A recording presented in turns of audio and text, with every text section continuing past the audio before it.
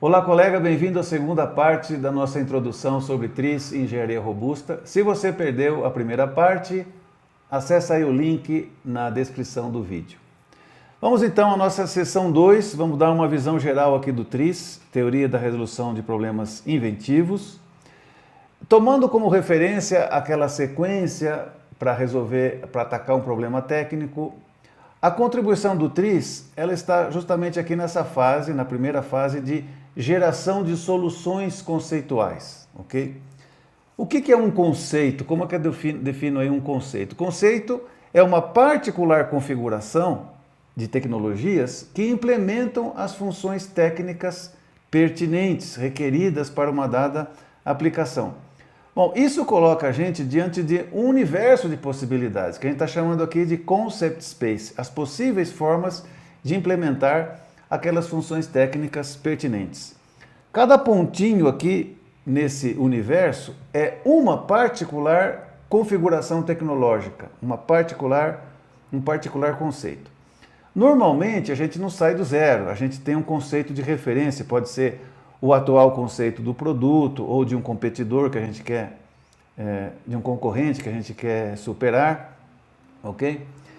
E a gente aqui, pelo uso das técnicas tradicionais, entre elas, por exemplo, o brainstorm, a gente está preso a um certo vetor, que no TRIZ a gente chama de vetor de inércia psicológica, ou seja, a nossa zona de conforto técnico, aquelas soluções que a gente está acostumado a oferecer com base no que a gente aprendeu na nossa formação acadêmica, no que a gente aprendeu na experiência profissional. Normalmente, o conceito ideal, que está aqui dentro desse universo de conceitos, está fora dessas nossas considerações tradicionais da inércia psicológica. E aí é que entra a contribuição do TRIZ. O TRIZ, ele vai poder apontar, vários métodos e técnicas do TRIZ fazem isso, apontam o caminho da solução ideal, ou seja, nos aproximam o máximo possível de um conceito ideal. Essa direcionalidade, né, essa vetor de idealidade é uma característica única, não encontrei nenhuma outra metodologia, o TRIZ tem isso aí muito forte.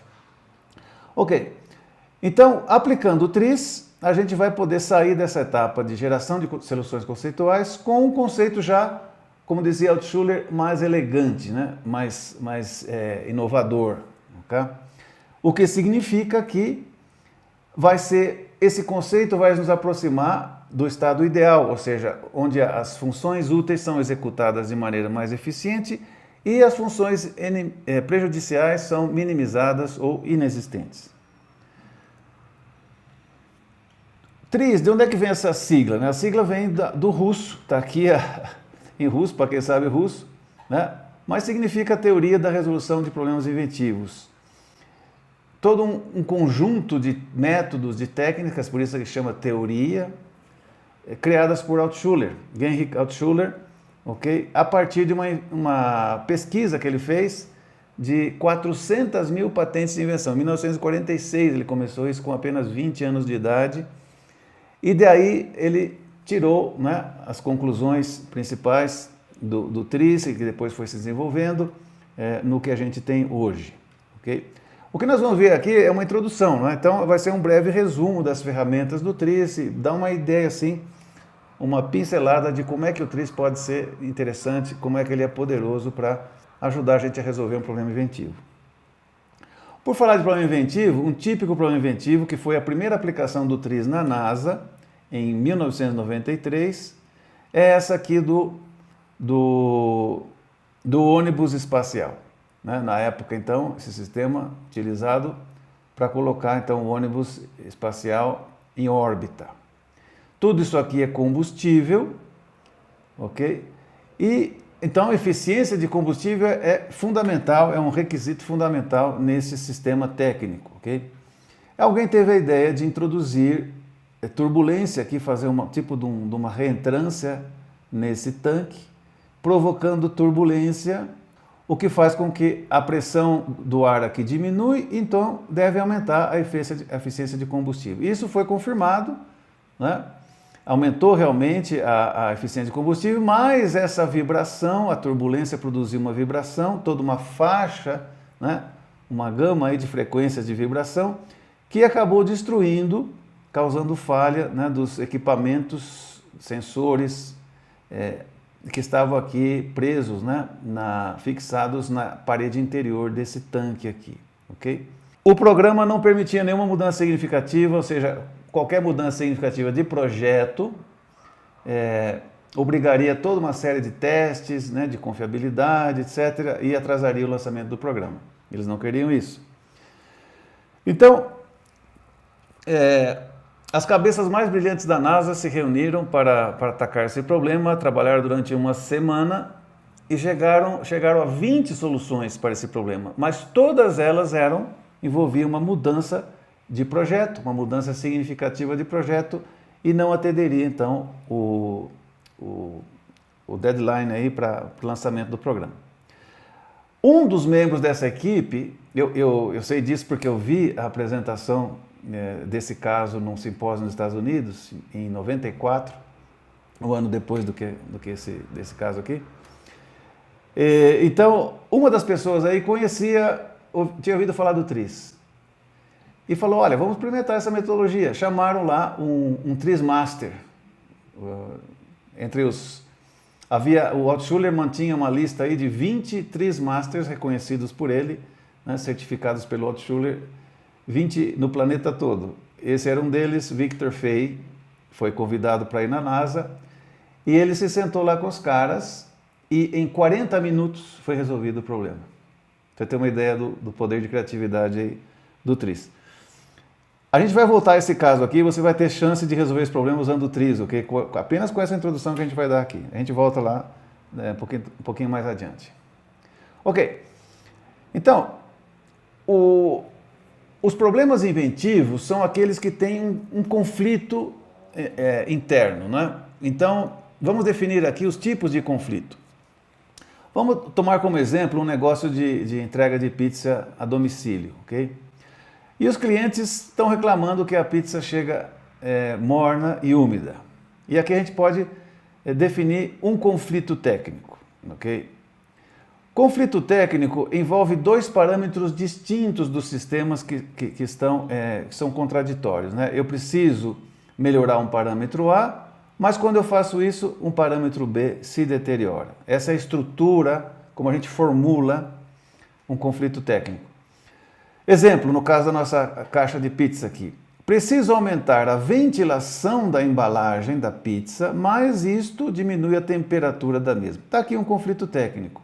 Ventilação, que é um requisito técnico do sistema, está em conflito com a temperatura, que é outro requisito também importante. Okay? Dois parâmetros. Ou pensando do outro lado, no outro sentido, preciso melhorar a vedação da embalagem, mas isso retém a umidade.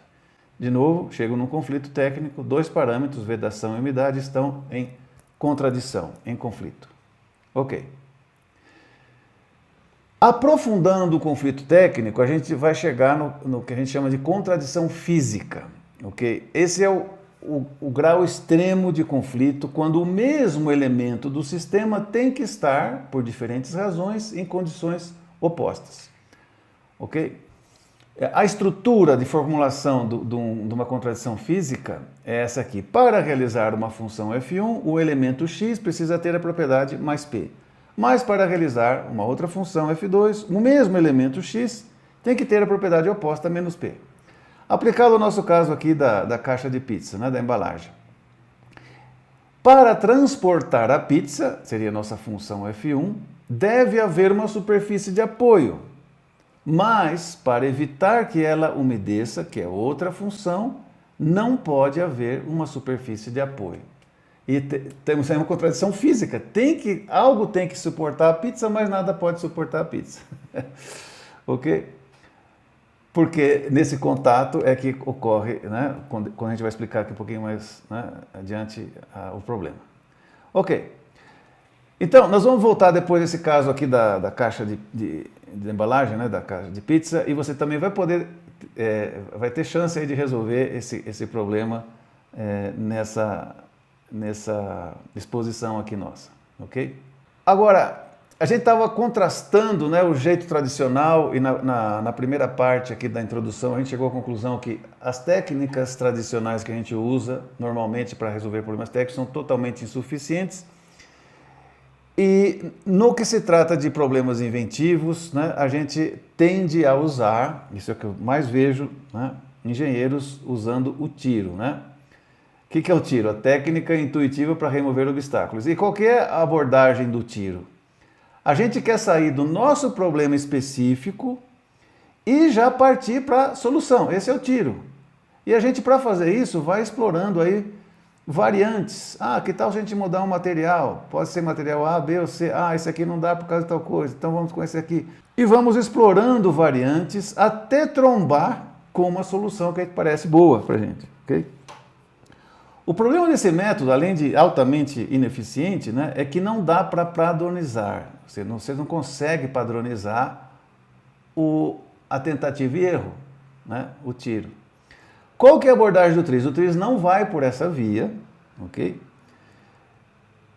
Ele padroniza o processo criativo, ou seja, o TRIZ é um método de inventar. Como é que é feito isso? Não é? O que eu vou mostrar aqui, várias técnicas do TRIZ fazem isso. A gente parte do nosso problema, da nossa situação inventiva específica, mas aí já faz uma operação de abstração. Transforma esse problema específico num problema padrão, para o qual já foi feito todo um trabalho de síntese e a gente, a partir desse trabalho, né, a base de conhecimento do TRIZ, a gente é exposto a soluções padrão. Olha, para esse tipo de problema genérico, as mentes mais brilhantes nos últimos 500 anos usaram essa linha de solução. E a gente tem acesso, então, a essas dicas de solução padrão. Aí, a partir dessa solução padrão, a gente faz uma operação de analogia e chega à nossa solução, ok? E o bonito desse caminho é que dá para padronizar. Você consegue sistematizar o processo criativo. Outro nome do TRIZ, por aí na literatura, é inovação sistemática, Systematic Innovation. Ok. O que fez o Altshuler? O Altshuler sintetizou e organizou todo um corpo de conhecimento onde estão os mais eficazes princípios inventivos, os principais efeitos físicos, né, efeitos científicos, físicos, químicos, geométricos, usados nessas soluções mais criativas, né? Vários métodos e operadores, como o Altshuler chamava, né? Várias soluções padrão, ok? Também sintetizou algumas tendências evolutivas dos sistemas tecnológicos, ou seja, todo um corpo de conhecimento, né? E um algoritmo para resolver problemas inventivos. Esse aqui é o canhão do TRIZ, digamos assim. O ARIZ é o algoritmo da resolução de problemas inventivos, que nos vai guiando desde o início de um processo criativo, onde tem uma situação criativa difícil, complexa, nebulosa, e a gente vai passo a passo seguindo o ARIZ, usando as demais técnicas do TRIZ, até chegar a várias soluções criativas para o nosso problema. É muito típico numa aplicação de TRIZ, como já fiz, que já se aproxima de, seguramente, mais de 80 casos de TRIZ que já apliquei na indústria, desde que comecei a praticar. E é muito típico o seguinte resultado: a gente começa de manhã, uma situação muito difícil, que os engenheiros já tinham jogado a toalha, desistido, pensavam que era impossível resolver esse problema, e no final da tarde a gente já chega com não uma nem duas, mas 10, 20 soluções inovadoras para o problema. É impressionante. Ok, então todo esse corpo de conhecimento do TRIZ tem aí todo um kit, né, de ferramentas, de técnicas, ok, que a gente cobre num curso. Tá? Esse curso está disponível online na plataforma resolve.guru, ok, completinho. Mas a gente vai ver aqui nessa introdução, vai falar apenas de dois, né, métodos aí do TRIZ. O resultado final ideal e os princípios de separação, que a gente vai usar para atacar aquele caso do ônibus espacial da NASA e o problema da embalagem da pizza, ok? Para que você tenha uma ideia de como é que o TRIZ é poderoso. Ok, então vamos comentar sobre o método RFI, o resultado final ideal, ok? O que é esse operador RFI, como chamava o Altshuler? É uma técnica simples que você mesmo, a partir de agora, né, a partir de hoje, pode usar para romper a inércia psicológica, identificar a contradição física e visualizar o caminho da solução ideal, aquilo que eu estava falando, né? A dica do Tris, pensa nessa linha de solução, ok? Ideal. Como que funciona o RFI, o resultado final ideal? A gente parte de uma situação inventiva, nebulosa, tá? Isso aqui é uma nuvem. E em vez de ficar dando tiro, que seria altamente ineficiente, a gente se libera dessa inércia psicológica imaginando o RFI, o resultado final ideal. A gente imagina, né, como se fosse um passe de mágica. Até o Altshuler recomenda, pensa aí numa varinha mágica, livre de restrições desse mundo físico. Pense no que seria ideal para resolver essa situação inventiva.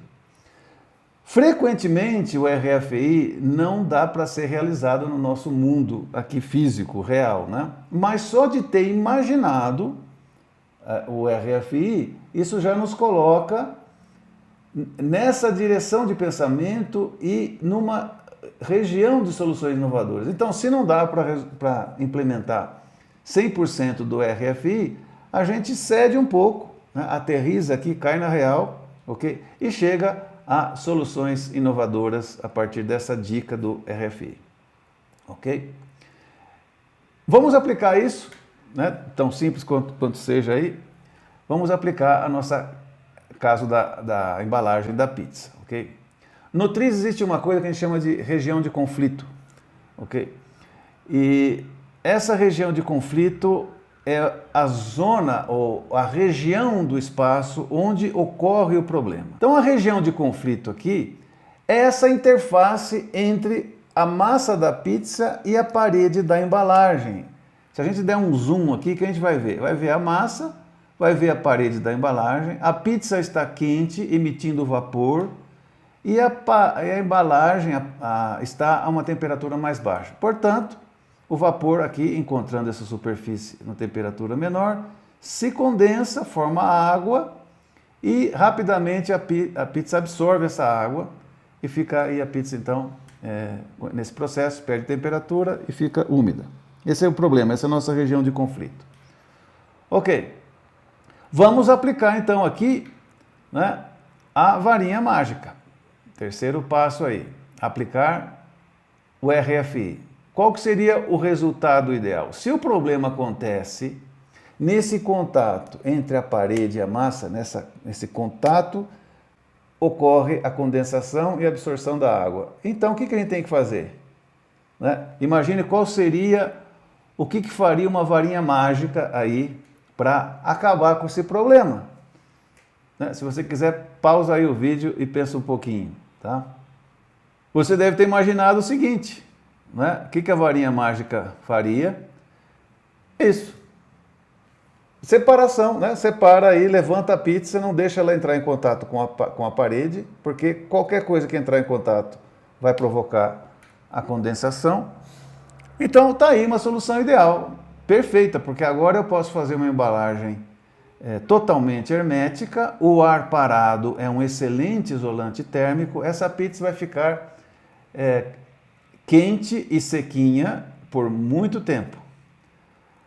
Tá, esse foi o RFI. Agora, como é que nós vamos fazer essa pizza ficar flutuando, né? No mundo real não dá, ok? Eu preciso de alguma superfície de apoio. Mas só de imaginar isso aqui, ok, se não dá para deixar a pizza 100% no ar, vamos ceder um pouco. O que dá para fazer? Ok? Para dar uma sustentação para essa pizza, mas não ter esse contato ao longo de toda a superfície. De novo, pensa um pouquinho aí, como é que eu posso ceder em relação a esse resultado final ideal, né, mas preservar a dica que a varinha está dando. Eu preciso minimizar os pontos de contato com a superfície, tá certo? Pensa aí um pouquinho, quiser pausa o vídeo. Então, poderia ser uma solução assim, né? Minimizar os pontos de contato. Está simulando o que a varinha mágica sugeriu, ok? E isso, inclusive, foi patenteado nos Estados Unidos, né? E foram feitos testes e mostraram que a pizza fica bastante tempo quente e seca. Ok? Muito bem. Como que chegou essa ideia, esse conceito de solução, né? Pela dica do RFI. Ok? Então, você, aplicando aí esses cinco passos, né? Você já pode, a partir de hoje, tá certo? Você já pode aplicar o RFI, ok? Deixa eu dar uma voltadinha aqui. Passo 1, identifique a região de conflito. Passo 2, faça um esboço, faça um desenho, né? E você visualiza a região de conflito, o que está acontecendo lá, ok? Passo 3, você aplica a varinha mágica na região de conflito, ok? Faz o passe de mágica, o que deveria acontecer aí idealmente, tá? E aí, você imaginando, ilustra, faça outro desenho. A Schuller recomenda fortemente isso, sempre faça um desenho, né? Um croquis. Ilustra o RFI, como é que ficaria, e veja que dica está dando essa varinha. Dá para fazer esse RFI? Né, no mundo real. E aí, se não for possível, a gente cede um pouco, né? Como é o caso aqui do exemplo que a gente deu. Ok? Muito bem. Vamos ver agora, terminando aqui nossa último ponto aqui da introdução, vamos ver os princípios de separação, ok? Para a gente voltar àquele caso do ônibus espacial. O Altshuler, naquela pesquisa de patentes de invenção, ele observou que 3 princípios de separação eram usados com maior frequência para resolver, para eliminar as contradições físicas. Lembra que a contradição física, ela envolve condições opostas sobre o mesmo elemento do sistema. Então, o Altshuler viu que as soluções mais criativas usavam, muito frequentemente, 3 técnicas de separação dessas propriedades contraditórias. Separação no tempo, separação no espaço e separação entre as partes e o todo. Okay? Vamos ver separação no tempo. Como é que funciona?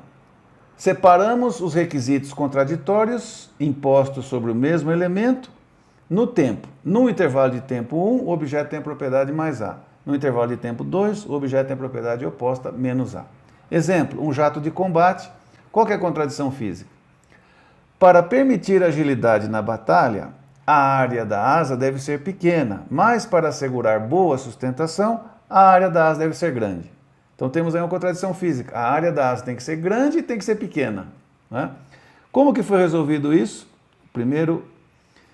Primeira solução, né, foi do F-14, o jato de combate F-14 dos Estados Unidos, nos anos 70, onde a asa retrátil permitiu fazer a separação no tempo.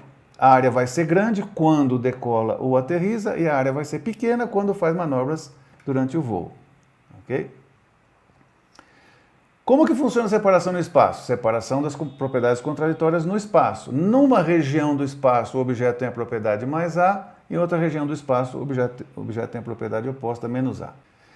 Exemplo, um dispositivo para transferir pó ou líquido de um recipiente grande para um frasco pequeno. Qual que é a contradição física? Para evitar derramamento, o diâmetro desse dispositivo deve ser grande, mas para direcionar o fluxo para o frasco pequeno, o diâmetro deve ser pequeno. Aqui está a contradição, o diâmetro tem que ser grande, tem que ser pequeno. Solução para essa contradição física, o funil, inventado no final do século XIX por Berlese. Na região do espaço em que o diâmetro tem que ser grande, ou seja, na saída, né, do recipiente grande, o diâmetro vai ser grande. Na região do espaço onde o diâmetro tem que ser pequeno, o diâmetro vai ser pequeno, ou seja, no bico do frasco, que está sendo feita a transferência. E como funciona a separação entre as partes e o todo? Nas suas partes, o objeto tem a propriedade mais A e no seu todo, o objeto tem a propriedade oposta menos A. Exemplo, transmissão de força em máquinas. Contradição física qual é? Para transmitir força eficientemente, a corrente deve ser completamente rígida, mas para se ajustar ao movimento da roda dentada, da catraca, a corrente deve ser totalmente flexível. Resolução dessa contradição física aplicando a separação entre as partes e o todo, a corrente de rolos inventada por Da Vinci. Os elos, as suas partes, são rígidas, mas a corrente em seu todo é flexível. Ok. Agora você pode resolver esse problema da NASA. Vamos lá. O conflito técnico, a gente já viu, comentou antes, estava entre a eficiência de combustível versus o nível de vibração. A vibração destruía, né, por frequência de ressonância, destruía os sensores que estavam no interior da parede do tanque. Qual que é a contradição física? Eu vou dar essa dica, né? Qual que é a contradição física? A contradição física está na massa, né? Para mudar a frequência de ressonância, que estava destruindo, essa vibração estava destruindo os equipamentos, a massa, ou seja, a configuração física dos equipamentos tem que mudar, tem que ser uma outra massa para sair da frequência de ressonância. Mas para não atrasar o programa de lançamento, outro requisito do sistema, a massa, ou seja, a configuração física do projeto, né, dos equipamentos, tem que ser a mesma, não pode mudar, porque qualquer configuração, né, qualquer mudança da configuração física já é uma mudança de projeto e teria que passar por toda uma série de testes, né, atrasaria o lançamento. Então tá aí, a massa tem que ser a mesma, mas a massa tem que ser outra. Contradição física, grau extremo. Em vez da gente ouvir aquela vozinha que diz isso é impossível de resolver, como é que uma coisa pode ser e não ser? Como é que pode ser igual e pode ser diferente? A gente não dá ouvidos a isso, o TRIZ permite a gente essa calma na solução do problema e vamos passo a passo aplicando a técnica, ou seja, vamos ver os princípios de separação. Então, resumindo aqui, qual que é a situação? Eu tenho a parede do tanque, tenho dois equipamentos que estão aí, né, fixados na parede, ok? Vamos tomar como exemplo aqui dois, equipamentos A e equipamento B, e eles estão vibrando, está tudo vibrando, está vibrando e acaba sendo destruído, né, por frequência de ressonância. Ok, vamos então ver. Dá para aplicar a separação no tempo? Como que seria? No intervalo de tempo 1, o objeto, esses equipamentos, tem que ter uma massa M1. Em outro intervalo de tempo, o objeto tem que ter a massa M2. Né? Então, dá para fazer isso? Não dá, porque se eu mudar a massa do equipamento, isso é uma mudança de projeto e já nos atrasa. Além disso, né, durante todo o intervalo de lançamento, né, até a colocação na órbita, tem que estar o equipamento lá, né, com a mesma massa. Então, não dá, pelo menos eu não consegui, né, pensar numa solução nessa linha. Então, vamos pensar em outra. Né? Dá para fazer separação no espaço? Numa região S1 do espaço, o objeto tem a massa M1, na região S2, o objeto tem a massa M2. Também não dá, porque para fazer isso eu teria que fazer uma mudança de projeto. Então vamos separação entre as partes e o todo. As partes, ou seja, cada equipamento individual mantém a sua massa original, mas o todo, o conjunto de equipamentos, assume outra massa. Dá para pensar nisso? Então, está vibrando, não é? O que a gente tem que fazer para que não mude a massa, mas o conjunto, o todo, tem outra massa?